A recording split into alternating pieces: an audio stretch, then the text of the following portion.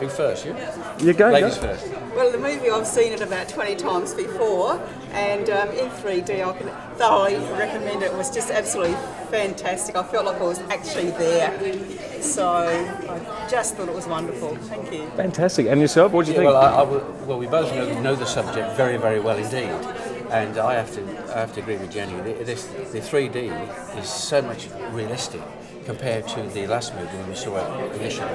And you're there. The way the effect that came over.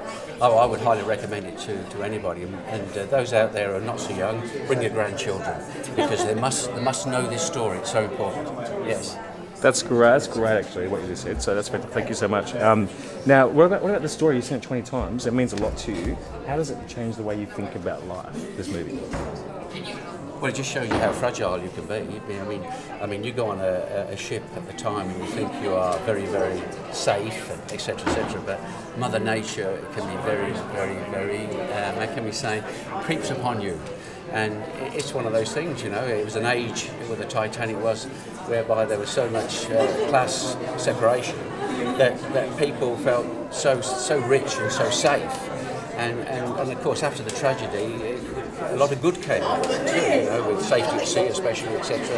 And of course, society began to change from the class system to the no-class system ships, which was a good thing, I believe. But no, I think a movie like that, and the story especially, just shows you how fragile you can be, as in society, as well. Yep.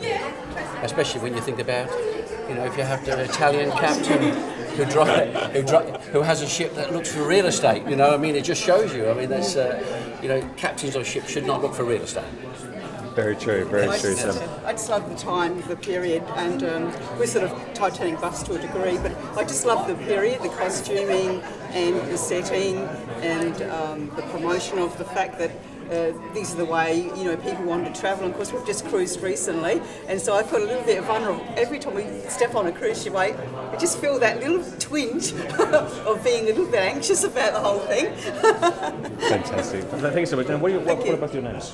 Jenny Fitzpatrick Fitzpatrick and John Ford. John Ford. Thank you so much for your help tonight, by the way. Thank you.